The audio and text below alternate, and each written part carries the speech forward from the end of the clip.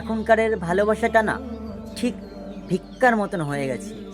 একজন কুকুরের মতন এসে ভিক্ষা চায়, আর একজন ইচ্ছা হলে ভিক্ষা দেয়, আর ইচ্ছা না হলে ভিক্ষা দেয় না। আর যে মানুষটা একটু ভালোবাসা পাওয়ার জন্য ভিক্ষা চায় না, সে মানুষটা কিন্তু একটি কুকুরের মতন না তার আশেপাশে পড়ে থাকে।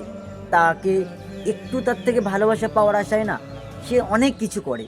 সে তার জীবনের সর্বস্ব দিয়ে সে চেষ্টা করে, কিন্তু ওই যে এখনের ভালোবাসাটা ভিক্ষার মতন হয়ে গেছে, অপরের জন ভিক্ষা দেয় না।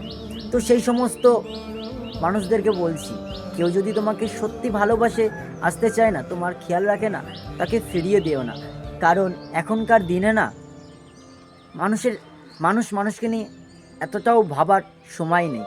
আর যে মানুষটা তোমাকে নিয়ে ভাবছে, হ্যাঁ সত্যি তোমাকে ভালোবাসে, তাই হয়তো তোমার ভালোবাসা পাওয়ার আশায়, তোমাকে ভালো রাখার আশায় তোমার পেছনে কুকুরের থেকেও বেশি তোমার পেছনে পড়ে থাকছে।